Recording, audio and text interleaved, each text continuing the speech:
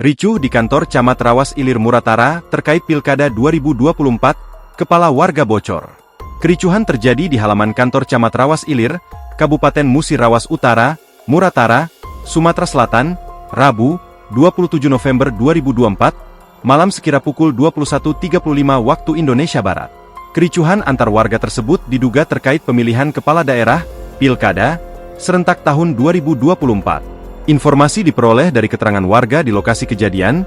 Kericuhan itu terjadi saat pergeseran kotak suara dari Panitia Pemungutan Suara, PPS, ke Panitia Pemilihan Kecamatan, PPK. Kejadiannya terjadi tiba-tiba.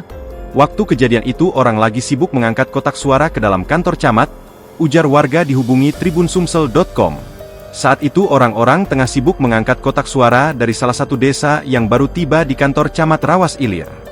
Di tengah proses memindahkan kotak suara dari mobil ke dalam kantor camat, tiba-tiba terjadi gesekan antar warga.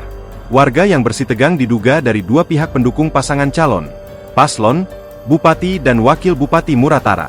Panitia lagi sibuk pergeseran kotak suara dari PPS ke PPK.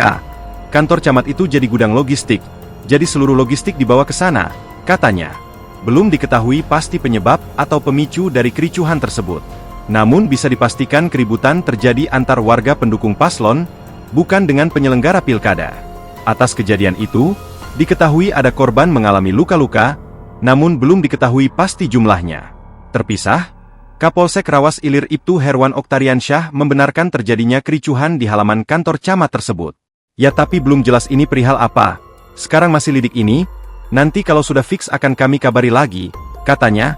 Herwan mengaku saat ini pihak Polsek Rawas Ilir tengah melakukan penyelidikan atas kericuhan tersebut. Download Tribun X sekarang, menghadirkan lokal menjadi Indonesia.